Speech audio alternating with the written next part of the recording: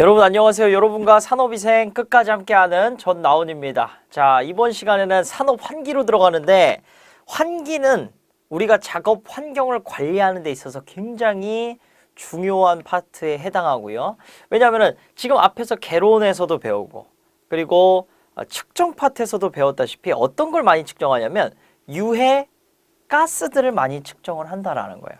그리고 입자상 물질도 측정했지만 걔네들이 고체나 액체상으로 상은 존재하지만 기상으로 떠다니는 애들이죠. 먼지로 떠다니고 휴미라고 그래갖고 호흡기에 영향을 미치지 않습니까? 그래서 그 호흡기에 영향을 미치는 유해가스라든지 중금속이라든지 먼지라든지 이런 것들의 농도를 굉장히 일시에 줄여줄 수 있는 공학적 대책, 바로 환기입니다. 그래서 오늘 배울 거는요, 이 환기 측면에서 우리가 공학적으로 어떻게 오염물질을 저감하고 그리고 기타 작업장의 환경을 개선시킬 수 있는 것인지에 대해서 공부해 보도록 하겠습니다. 자, 그러면 환기 원리부터 좀 시작을 해볼게요. 먼저 산업 환기의 그 목적을 공부를 해야 되겠죠. 산업 환기는 어떻게 좀 이루어지는 거냐면요, 간단합니다, 여러분들. 산업환기에서 가장 중요한 그 두 단어는 바로 이거예요.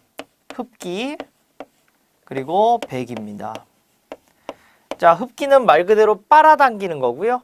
배기는 내보내는 거예요. 자, 뭘 빨아당기죠?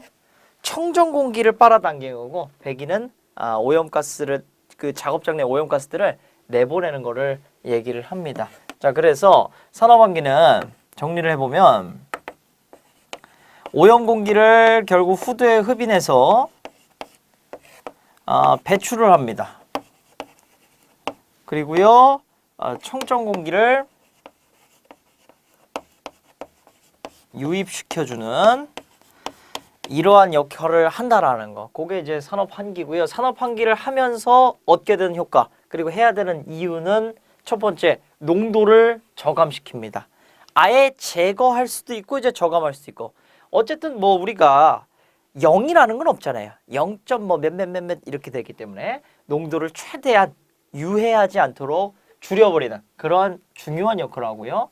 그 다음에 온도와 습도까지 이제 조절해 줄 수 있는 역할을 해요. 왜냐하면 청정 공기를 집어넣고 빼주기 때문에 거기에 이제 습도가 많은 것들을 보내고 좀 더 건조한 쾌적한 환경으로 바꿔주는, 온도도 마찬가지죠. 그렇게 좀 조절을 하고, 이게 조절이 되면 자연스럽게 또 되는 게 화재 예방입니다. 그리고 또 될 수 있는 게 화재 예방 측면에서 온도 습도가 조절되면서 화재 예방이 되는 경우도 있겠죠. 그리고 우리가 폭발성 기체 같은 게 있다고 했을 때, 폭발성 기체의 농도가 어느 정도 이상 농도로 올라가면 지들이 알아서 불이 없어도 터질 수가 있고요. 그리고 불이 있어도 농도가 낮으면 타질 않죠. 근데 농도가 높아지면 불이 있을 때 타버리게 되는. 그래서 폭발성 기체의 농도를 계속해서 저감시켜 줌으로써 화재 및 폭발을 예방하는 그런 효과도 있고요. 그리고 여러 가지 작업장이 이렇게 돼서 쾌적해지면 작업자의 작업 능률이 향상이 되겠죠. 그렇다 보니까 산업재해 같은 것도 좀 예방이 되는 이러한 측면에서, 자, 뭐가 이상했어요? 자, 이러한 측면에서 산업 환기를 해야 한다라는 겁니다. 그게 이제 의미가 좀 되겠고요. 그러면 기본 좀 원리를 보도록 할게요. 자, 환기를 배우기 전에 우리가 이제 환기를 어떤 측면에서 배운다고요? 그쵸. 환기를 우리는 이제 공학적인 측면에서 공부를 할 겁니다. 공학적 측면에서 공부를 하려면 이 환기에서 쓰이는 공학적인 기초 개념을 공부를 해야 돼요. 다행히도 저희가 2과목 첫 번째 그 측정 및 평가 과목에서요, 제가 공학 기초를 좀 쌓아드린 적이 있죠. 그래서 그때 제가 말씀드린 게 뭐 비중하고 밀도 같은 개념도 조금씩 말씀드리고, 뭐 몰하고 뭐 농도, 그 다음에 뭐 퍼센트, ppm을 밀리그램 퍼 세제곱미터로 바꾸는 이러한 기초를 설명을 좀 드렸고요. 그래서 비중과 밀도에 있어서는 복습을 하면서, 그리고 여기서 나올 수 있는 이제 문제에 적용시키는 그런 방법 정도를 제가 설명을 드리겠습니다. 자, 첫 번째로 비중이 있어요. 비중이라는 거는 기호 S로, 라지 S로 좀 표현이 되고요. 개념은 표준 물질의 밀도를 대상 물질의 밀도, 대상 물질의 밀도를 표준 물질의 밀도로 나눈 것이 바로 비중입니다. 자, 여기서 우리가 한 가지 공부해야 되는 거는 자, 액체하고 고체였을 때 표준 물질은 누구였죠? 요거는 물이었어요. 그 다음에 기체상이었을 때 표준 물질이 뭐였습니까? 표준 물질이 공기였다라는 거. 그래서 상에 따라서 여기에 들어가는 표준 물질이 달라졌다라는 거고, 우리가 지금부터 다루는 거는 환기에서는 여러분들 액체를 다뤄요, 고체를 다뤄요, 기체를 다룹니까? 당연히 요거를 다루는 거예요. 그렇기 때문에 표준 물질 환기 파트에서는 공기 밀도로 좀 규정을 하고 문제를 푼다. 이렇게 여러분들이 생각을 하셔야 됩니다. 그래서 뭐 기초적으로 예를 들어서 뭐 이산화탄소의 뭐랄까요, 비중을 구하시오. 이런 문제 나왔다. 한번 해볼게요. 그러면은 비중 구할 때 비중은 표준 물질의 밀도인데 공기의 밀도가 우리가 얼마로 배웠냐면 공학기초 때 29, 이 분자량을 22.4로 나눈, 이게 지금 공기의 밀도였습니다. 그쵸? 그 다음에 이산화탄소의 밀도는 얘 분자량 44g을 22.4로 나눈 거였어요. 이거 제가 다 했죠, 앞에서. 그쵸? 이거 이해 안 되시는 분들은 이 과목 앞에 공학 기초 파트 다시 한번 학습을 꼭 하고 들어오셔야 됩니다. 그래야지만이 3과목이 아주 쉬워집니다. 원래도 쉬운데 더 쉬워진다는 거예요. 제가 절대로 이 3과목에서 금기사항 어렵다라는 얘기를, 물론 여러분들 이거 산업기사분들은 이거 4과목 때 이걸 듣고 계시겠죠. 똑같은 얘기인데 어쨌든 어렵다는 얘기를 절대로 안 할 겁니다. 왜냐면은 안 어렵기 때문에. 여러분들 다 아시죠, 사실. 이게 좀 많이 어려워하시는 분들이 있어요. 근데 이게 반대입니다. 그러니까 둘 중 하나예요. 그러니까 계산 문제가 조금 뭐랄까 통했다. 내가 좀 열렸어요. 계산 문제 푸는 그 방식이 좀 이꺼졌습니다. 이 계산 문제 할 줄 알겠다. 딱 이렇게 됐으면 너무 쉬웠습니다. 기사분들 이 3과목 또는 산업기사 4과목 하시는 분들은 너무 쉽게 이 과목을 접근을 하세요. 점수 먹는 과목으로 생각을 하시는데 계산이 아직 안 열렸다. 그러면 너무나 어려운 과목으로 생각하거든요. 제가 여러분들 다 열어드릴 거기 때문에 그래서 무조건 쉽다라고 계속 얘기를 드리는 겁니다. 자, 저를 믿으시고, 자, 이렇게 해서 비중 구하는 거예요. 간단하게 그럼 22.4 나누고 분자량 길이 나누니까 뭐 1점 얼마 되겠죠. 해서 뭐 CO2의 비중 이렇게 구할 수 있는 거고요. 자, 그 다음 이제 밀도 개념으로 뭐 더 이상 볼 것도 없겠죠. 아까 밀도 어떻게 구했냐면 얘는 로로 표시되고 보통 기체였을 때 22.4 리터, 이거 표준 상태 기준으로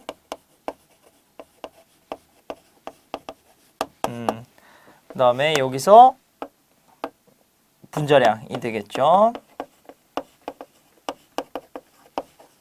네, 이렇게 좀 밀도 산출된다는 거예요. 기체에서는. 이렇게 구해주고, 자, 그 다음에 이제 점도와 동점성 계수 관련해 가지고 우리가 이제 뒤에 또 뭘 배울 거냐면 레이놀드 수라는 개념 배울 거고, 그때 이제 점도와 동점성 계수 개념이 또 쓰입니다. 그래서 미리 좀 기초를 잡고 가는데요.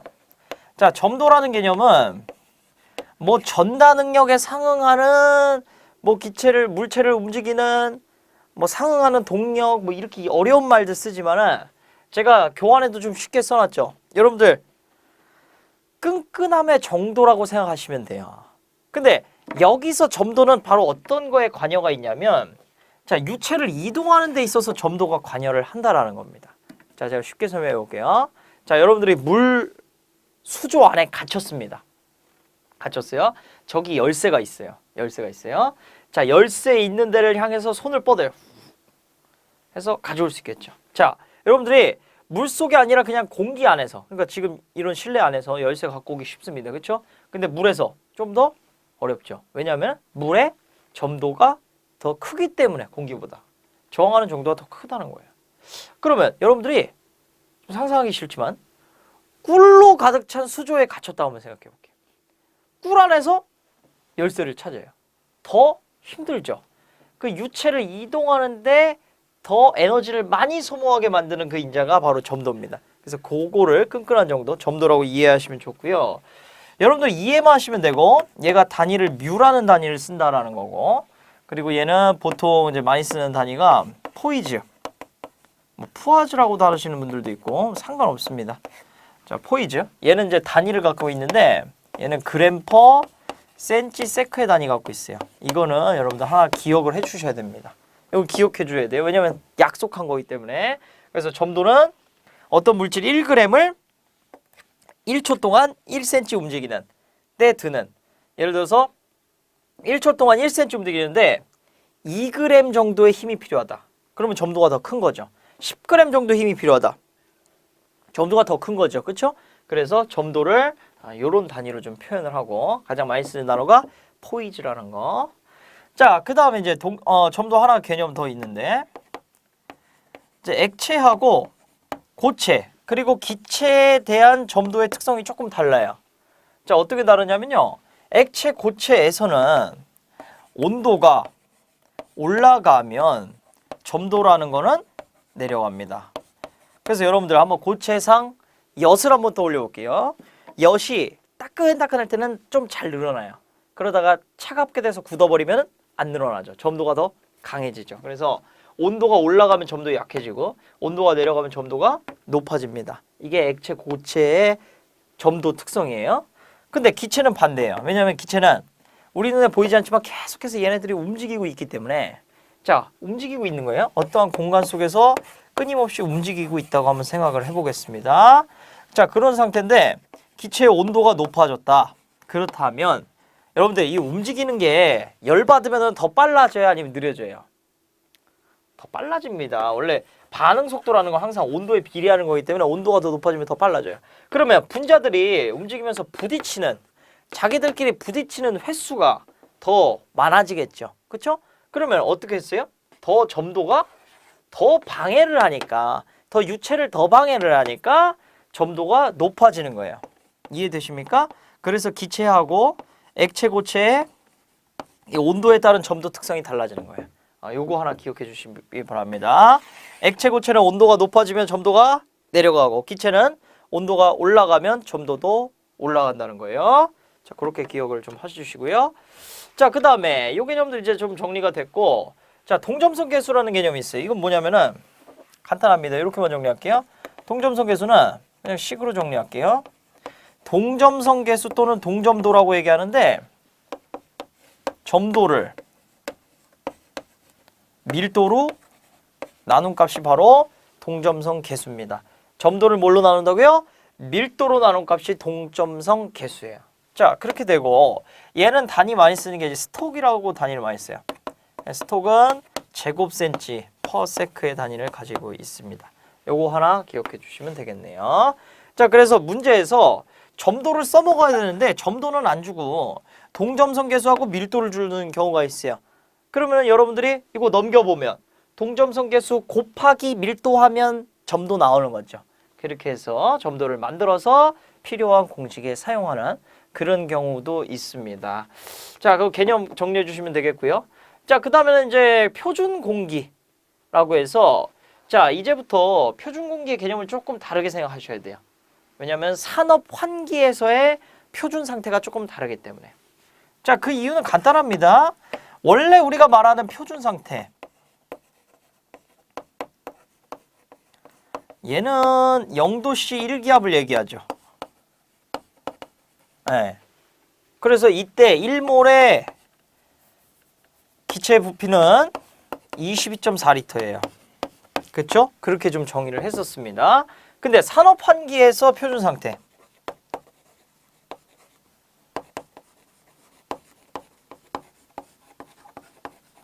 산업 환기에서 표준 상태는 얘가 21도씨를 기준으로 한다는 거. 왜 그럴까요? 여러분들 실내가 0도씨인 경우가 있어요? 거의 없죠. 환기 시스템은 다 실내에 있는 거예요. 실내는 보통 온도가 상온입니다. 거기에 가까운 게 21도다. 이렇게 해서 21도로 딱 규정을 잡았고요. 그 다음에 1ATM은 똑같고 여기에 한 가지가 더 추가되죠. 상대 습도가 일반적으로 습도가 왜냐하면 작업장은 항상 습도가 유지가 돼야 되기 때문에 50%라고 가정합니다. 그래서 여러분들 요거 기억해 주셔야 돼요. 요 수치를. 얼마입니까? 표준 공기가 산업 환기 상태에서는 21도, 1기압, 상대 습도 50%. 외워 주셔야 됩니다. 이거. 이거를 쓴다라는 거. 자, 그러면 이제 좀 정리가 바뀌어야 되는 게 두 가지 정리. 뭐냐면 산업 환기 시스템에서 1몰을 전환할 때 22.4라는 숫자 말고 다른 숫자를 쓴다는 거예요. 이거는 저랑 같이 여러분들 근데 이 과목 하실 때도 정리가 됐었어요. 그래가지고 뭐 24.45 썼던 거 기억나세요? 이거 언제 그랬었습니까?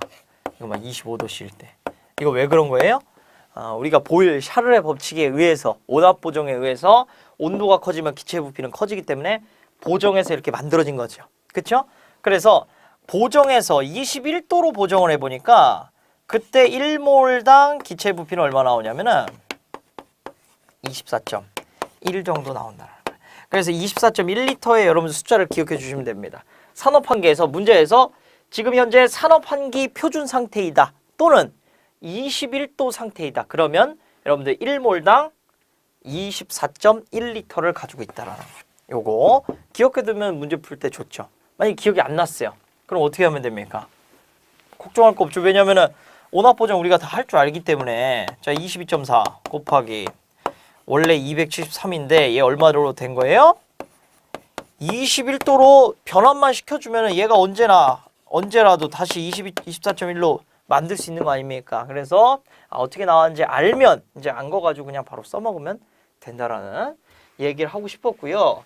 자, 한 가지만 더 나가서 표준 상태에서 공기의 밀도 우리가 어떻게 됐었냐면 밀도라는 개념은 아까 여기서도 얘기했지만 전체 22.4를 공기 분자량이 29로 나눈 거예요.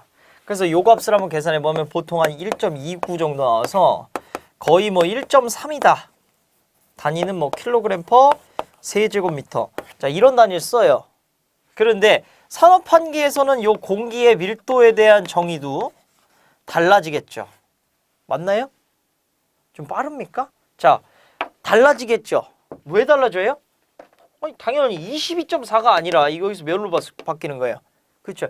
24.1로 바뀌기 때문에 여기에 요거 29는 똑같은데 요게 바뀌기 때문에 이 값이 달라지는데 요 값 한번 계산기로 눌러볼게요. 그럼 얼마 정도 나오냐면은 이게 한 1.2 정도 나온다는 거. 그래서 자, 산업 환기에서 공기의 밀도라고 그러면 얼마라고요? 1.2. 산업 환기에서 공기의 밀도 얼마라고요? 1.2.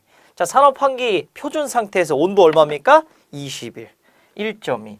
저 2를 갖고 노는 거예요. 21, 1.2. 저 2일만 여러분들 기억하시면 그대로 산업 환기에서 온도 21이고 밀도 1.2고 다 써먹을 수가 있겠습니다. 정리되셨죠? 네. 요거 갖고 이제 문제 풀 때 써먹을 거고요. 유체의 역학적 원리로 넘어가겠습니다.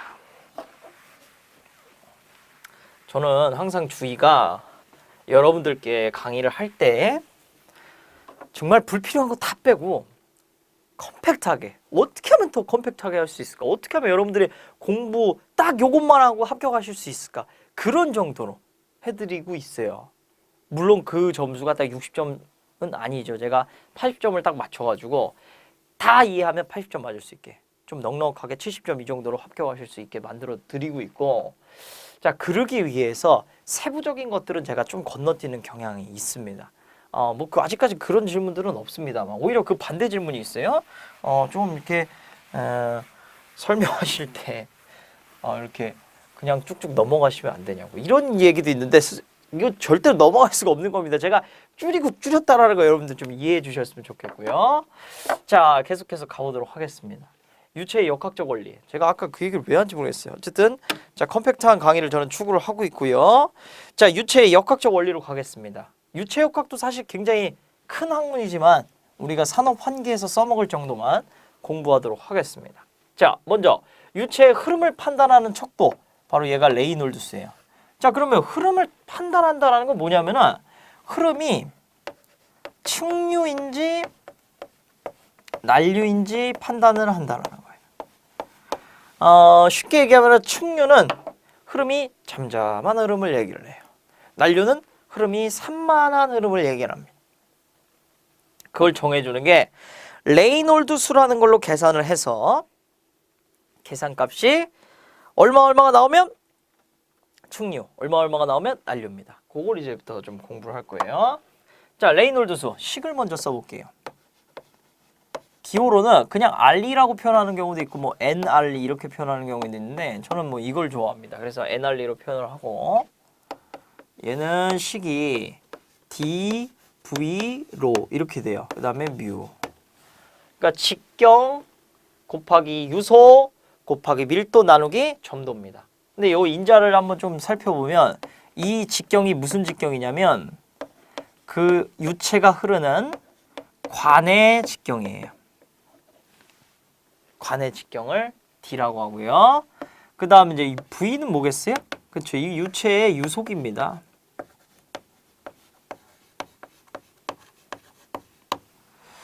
그러면 로는 뭘까요? 유체의 그 흐르고 있는 그 유체의 밀도가 되고요. 뮤는요? 그렇죠. 유체의 점도가 돼요. 이렇게 해서 조금 정리가 되는데 자, 이게 정리가 지금 됐는데 여기서 뭐 헷갈릴 부분은 없습니다. 여러분들 하나 기억해 주셔야 되는 게 레이놀드 수라는 거는 단위가 없어요. 자, 예를 들어서 제가 여기에다 한번 단위를 집어넣어 보겠습니다. 다 똑같이 MKS 단위로 넣어보면 그러니까 미터 킬로그램 세크 단위로 한번 넣어보면 자, 직경을 뭐 미터 단위로 써볼게요. 유속을 뭐 미터 퍼 세크 단위로 써볼게요. 그 다음에 밀도를 킬로그램 퍼 세제곱미터 단위로 한번 써볼게요. 그리고 점도를 킬로그램 미터 세크 단위로 한번 써볼게요. 자, 그랬을 때 세크 끊어지고 여기에 미터 두 개, 여기 미터 하나 이렇게 해서 또 끊어지고 킬로그램 끊어지고 그러면서 단위가 없습니다. 이런 단위가 없는 걸 갖다가 뭐라고 하죠, 여러분들? 그쵸, 무차원수라고 얘기합니다. 그래서 레이놀드 수는 무차원의 수예요. 무차원의 수. 그리고 레이놀드 수의 좀 개념 하나 또 설명드리면 저 dV로가 의미하는 게 뭐냐면 관성력입니다. 관성력은 이렇게 dV로로 정리가 되고요. 걔를 뭘로 나눴냐면 지금 점도로 나눴어요. 그러니까 점성력으로 나눴습니다.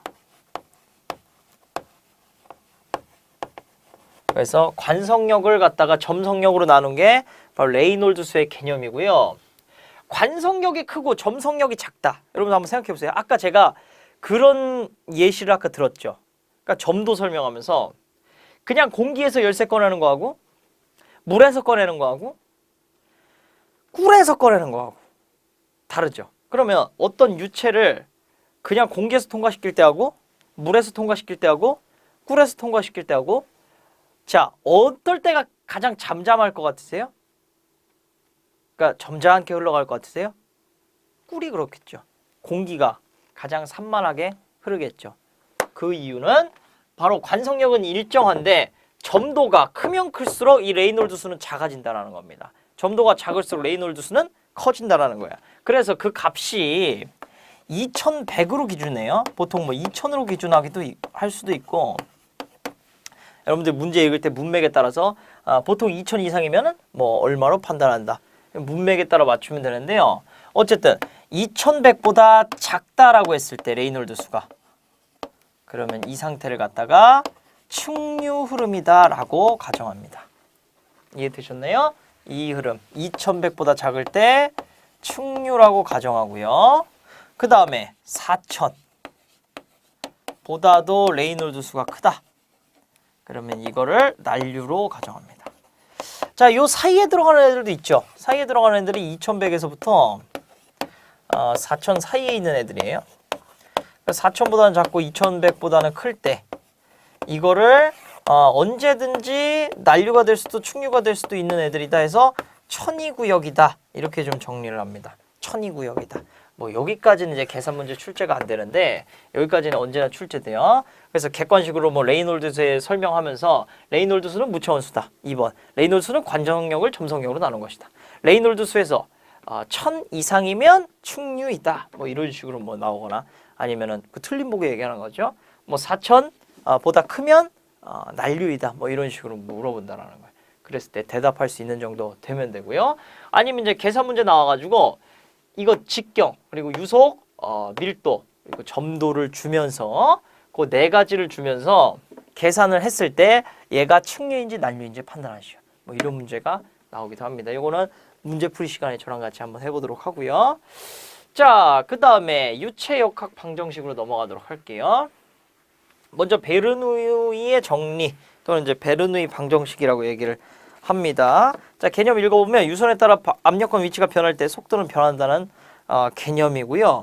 베르누이 방정식의 제한 조건이 이제 네 가지가 있어요. 요거 하나 체크하고 여러분들 암기를 해주시기 바랍니다.